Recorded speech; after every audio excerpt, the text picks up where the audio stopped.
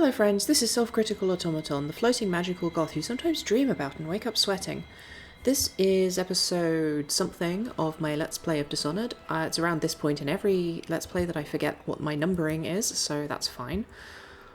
And yeah, so we're going to dive into the first real chapter of the game now. Ready to go? Just give the signal.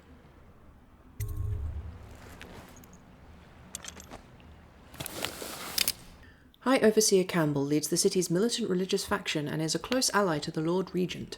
Campbell is completely corrupt and holds the secret to Emily's location. Infiltrate the office of the High Overseer, steal Campbell's journal, and eliminate him. An ally to the Loyalists, Martin, is being held there. Free him and allow him to escape.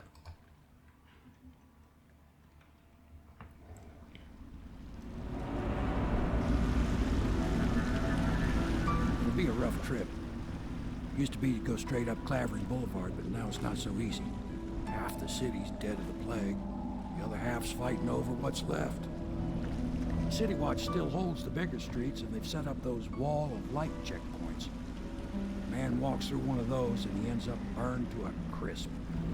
Everything not controlled by the City Watch is gang territory.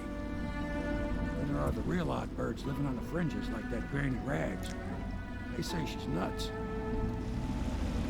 I don't know which is worse. Just take your pick.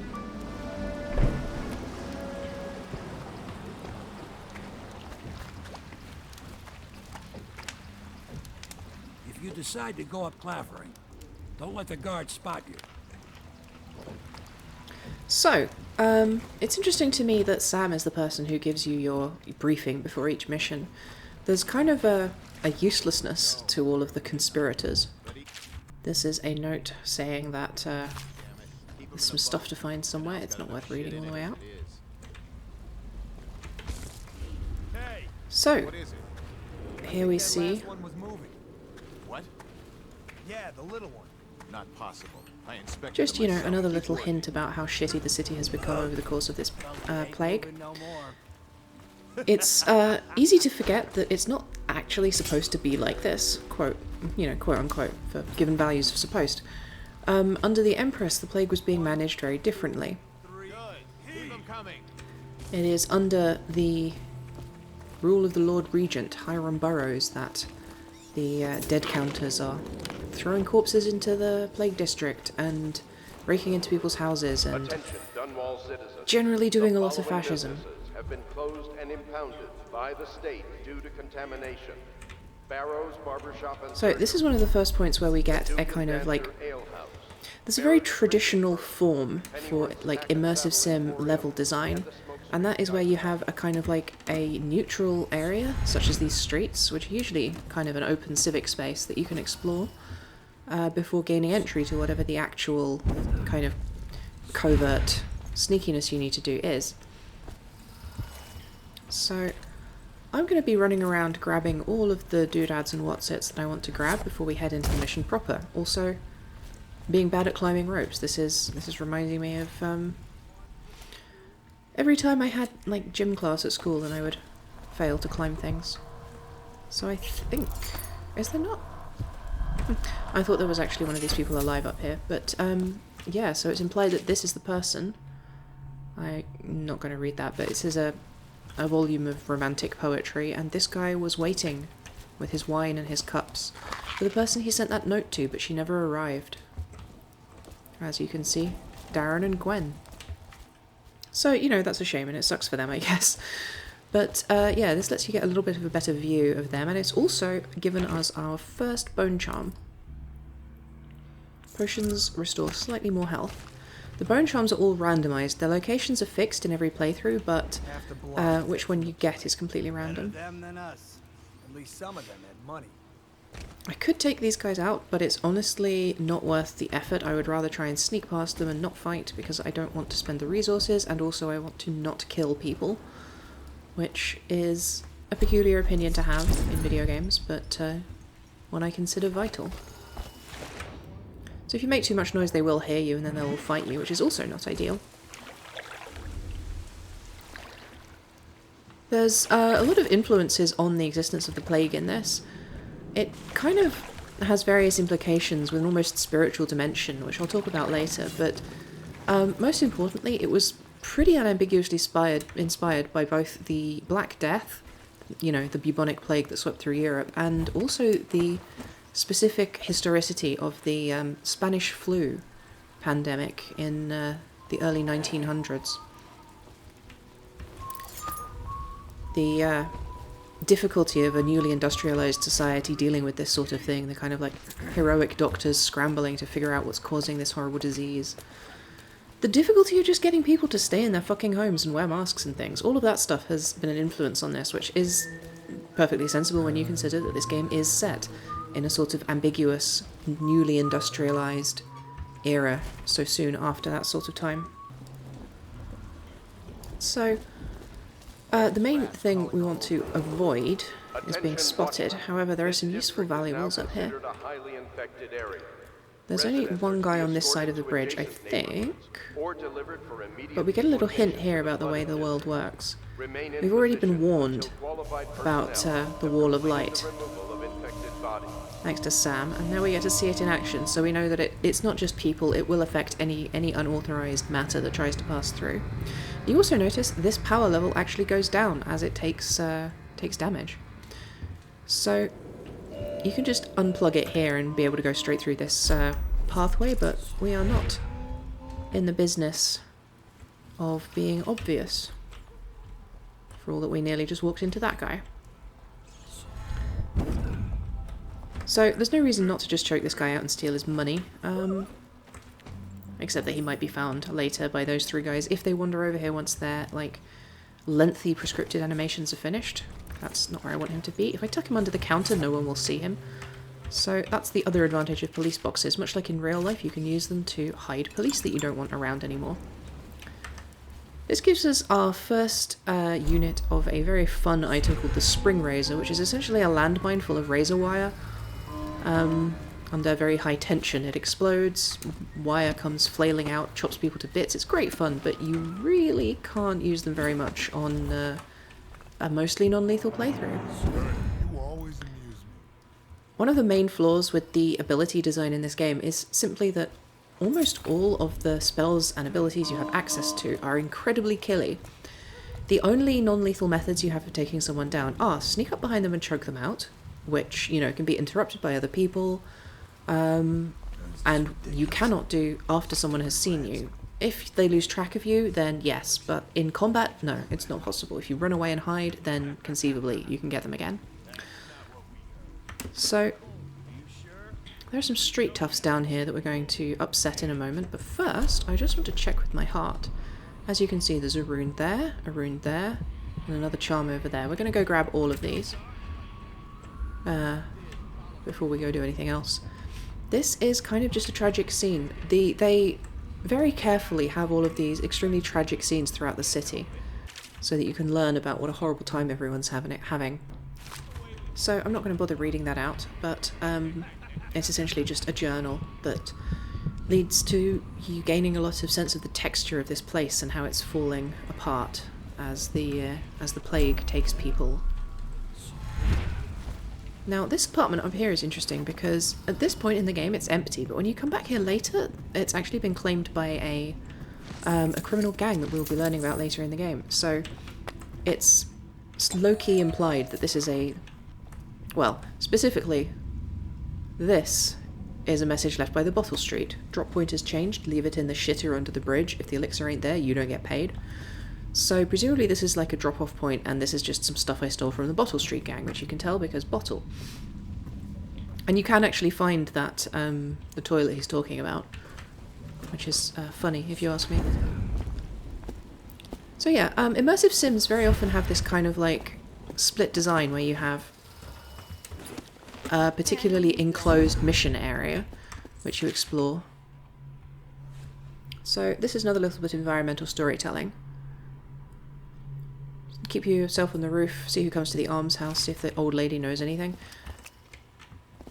This lookout has been killed with crossbow bolts. That is the typical weapons style of a group called the Whalers. They're the same criminal group that we have seen, that in the abandoned apartment I just mentioned is used as a criminal drop-off, they take that over later. Dunwall citizens.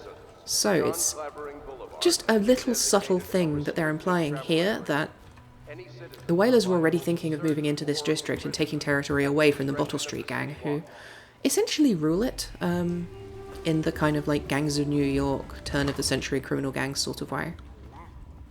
They've always gone on the left. You never listen. We're about to meet Granny Rags. Dear? Is that you, my dear husband? My eyes aren't what they used to be. Have you seen my little birdies? The dear things must be starving without their granny. Here, birdies. Here. Oh, my. I think I have gentlemen callers again, but not the way I used to, not the nice ones. I hear them, and they're not very polite ones either. Granny Rags, let us in. Ah, well, they'll go away again if they know what's good for them. But what a bother. Here's the key to the front door, love. You'll see to those ruffians, won't you? So she's asking you to kill them, but you don't have to, you just need to knock them out. That's the important thing. So we'll be trying to do that in a moment after we hear what this guy's got to say. Ah, it's you again. Be careful, Corvo. They call her Granny Rags. You wouldn't recognize her real name, or even the name of her family, but an emperor begged for her hand once, and rich young men fought each other for her favor.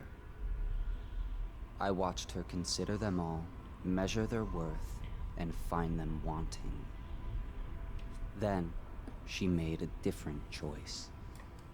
You're on your way to face the High Overseer, the leader of a great cult dedicated to loathing me.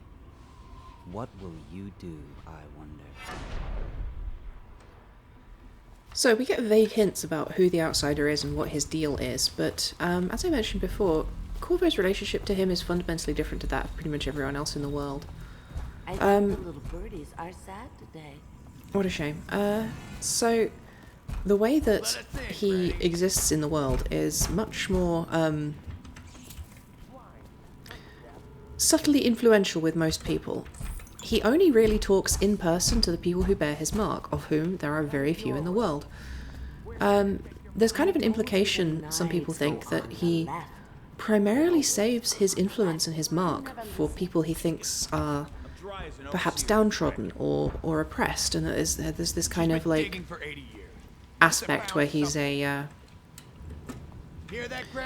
kind of a leveling aspect. Whenever society is too unequal, he just gives someone powers and waits to see what they do, and maybe they stop society being horrible and unequal, or maybe they use that power for their own gain. But actually it ultimately boils down to what he thinks is interesting. He's a trickster god. He is bored a lot of the time, and he wants people to do things that will be entertaining to him. So I can probably knock out 2 of these guys, but not the 3rd one. Let's see how well we do. I'm going to be using slow time because it's one of the most useful spells in the game. Because I can do this.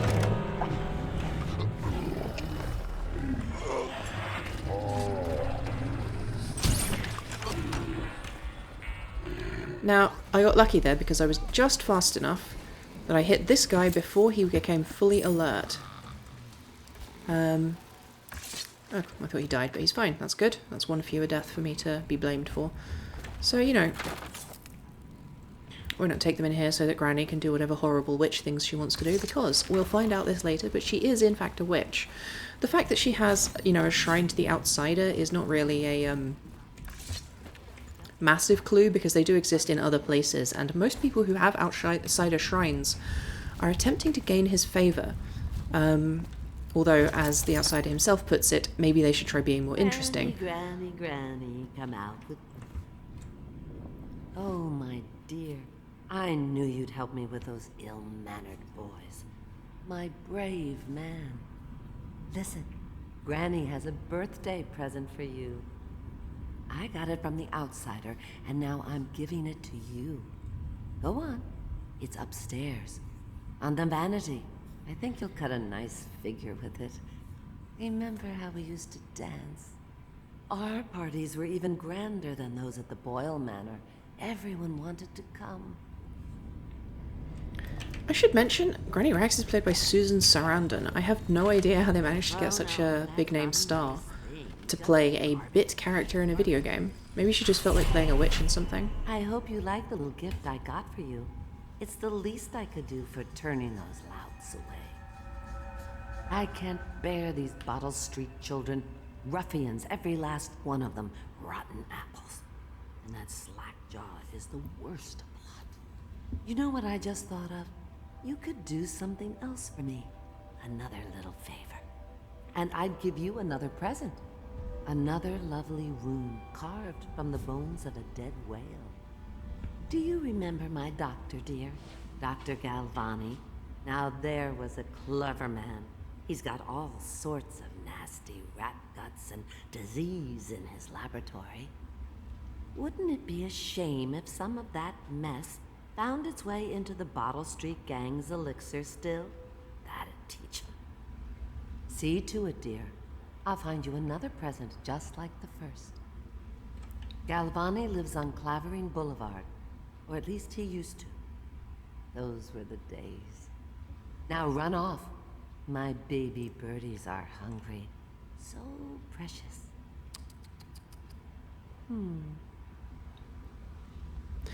You can learn a lot about Granny Rags just by observing her.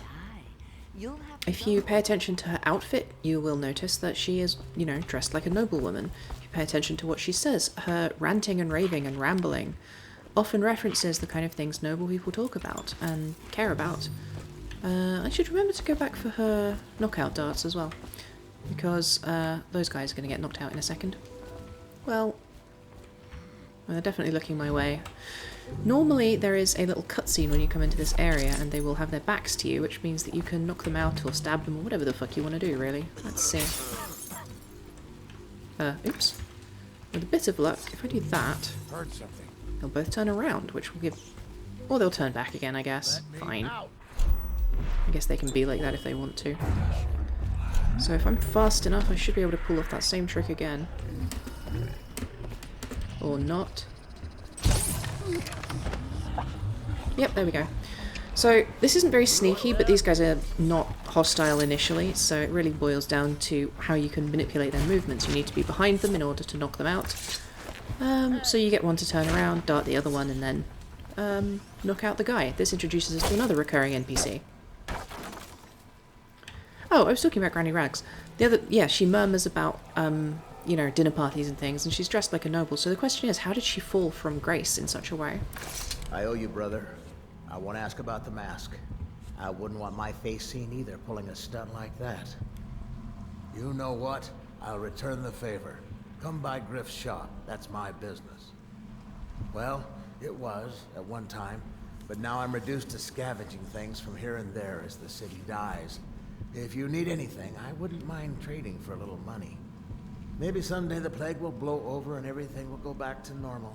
But until then, it's scavenging for me. There's a little interesting thing about the way games are created here, which is he mentions, come by my shop. This is his shop, we're in his shop. Very often lines like that are written and recorded before the decision about where that NPC will be in the game has been made. This means that you get characters saying things like that don't quite make sense because they don't quite add up, because they, you know, it was decided and then they were later moved to a different location, or it just didn't make sense for them to be somewhere else, but they don't change the line because it's really expensive to re-record audio and that kind of thing. This is why often there's cutscenes that don't quite make sense in games, or there's like weirdly ambiguous cutscenes that could take place at multiple points in the narrative, simply because it's really expensive to re-render that animation and get the actors back into the studio and so on, which means that once those things are set, the plot has to go a certain way, even if they later decide they want to change it. This is why there's loads and loads of plot holes in games, more so than in other forms of media. No idea. Want to look at some of the things I found? Good prices, I swear. Also, Griff did mention, amusingly, by the way, his prices are way overpriced. 100 for a sleep dart, you can get them for 30 from Piero. You gouger, you vulture picking off the dead. So, Granny gave us a quest to go, well, a side quest. I keep mentioning immersive sim design, and this is a very consistent thing that is done. You have an outdoor area with side quests and things to do that make you feel like this is a living place with a diversity of, people and locations to see and all that kind of stuff, and lots of small locations, and then you have one large building that is your infiltration target. Because that is what most of these games are about, infiltration. This is one odd bird. Consorts with crazies, does rituals and the like. So yeah, they're talking about Granny Rags. You sound afraid. Damn right I am. Who wouldn't be afraid? She's a scary... Oh, they're talking about Dowd. Okay, yeah. So this is where we learn about the conflict between the Bottle Street gang and the Whalers. Dowd is the leader of the Whalers. He is a legendary figure in the Dunwall underworld because he's this ruthless, remorseless assassin who leads a cadre of ruthless, remorseless assassins. And people think he's a witch. People think he can do magic. It's interesting to me that the outsider says, you know, people beg me for favour all over the world. There's only 8 people in the world at this point in time who bear my mark. And I'm thinking, for the amount of power it gives you, that's actually quite a lot of people. But it's also kind of curious that it sounds like almost all of them are in Dunwall. Not even just in Bristol generally.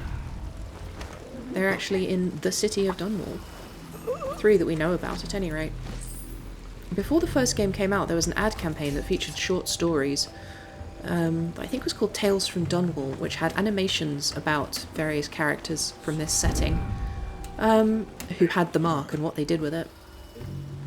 However, I think they tend to die in those stories. It's been a long time since I watched any of them. So the reason why we're coming in here, even though I have no intention of doing Granny Rags' quest, is that, to put it simply, there's an artifact here and I want it. It's also worth breaking into the distillery in general because there's lots of resources and supplies that we can take. Get all your shit together, huh? Everything's fine. I run the still like I run a game of Nancy. Yeah. With a bit of luck, they'll turn both around and I won't get spotted. So I'll talk at some point about the kind of like default guard behaviours and the sort of NPC movement patterns because they're interesting and they're worth knowing about if you're playing this game because that's what we'll be manipulating throughout. But the thing that brought that to mind right now is that quite simple one. They will stomp on rats if they get the chance. I do have to wonder, later on, a couple days later in narrative time, and a couple hours later in gameplaying time, this will be revealed to be the location of the biggest gang in the area, the Bottle Street gang. Bottle Street are a huge criminal syndicate run by Slackjaw, and they are based in the Bottle Street distillery, which is not surprising because they're called the Bottle Street gang, or the Bottle Street Boys, or something like that. But, like, Sam straight up tells you to your face, like, everyone knows that the power in this part of the city is the Bottle Street gang. But he also says, if the Lord Regent had any idea what they were up to, as in what the Loyalists were up to, you know, they'd go in mop-handed with swords drawn, everyone would be wiped out instantaneously. There's way, way more guards in this city than there are criminals. This is observably true, not least for the fact that there's a lot of different rival gangs. So the idea that if everyone knows that Bottle Street are up here and this is what they do, how the hell are they allowed to continue? Why are they still here? Why haven't they been wiped out by the guard? Is it simply that the guard have more important things to worry about?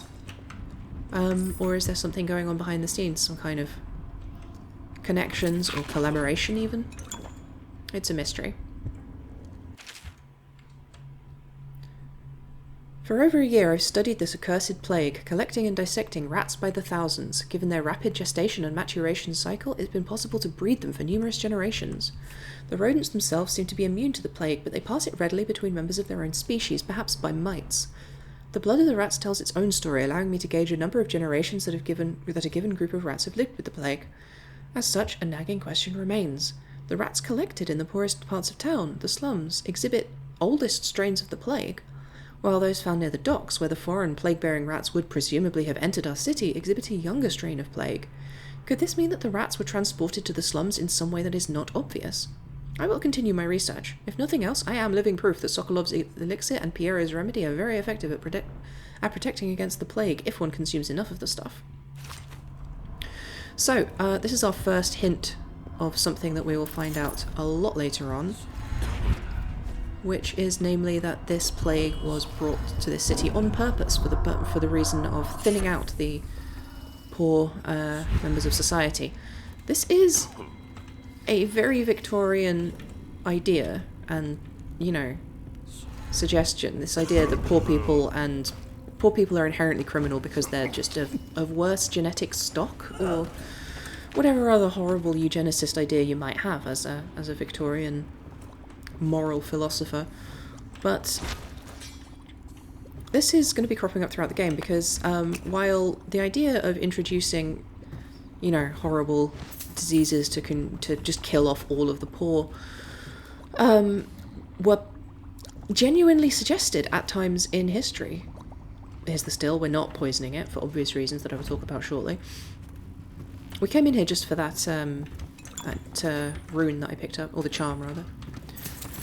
So yeah, the thing is that if you are an industrialist or even an aristocrat, while it's quite possible that your hate for the lower classes will blind you, a lot of the people in that position and with that power are aware that all of their wealth and power comes from the people that they control, the people whose, you know, wealth they extract and so on. If all of the poor people in a society die, suddenly being rich is irrelevant and your wealth has no power. So that's why those kinds of things have not really happened historically in real life.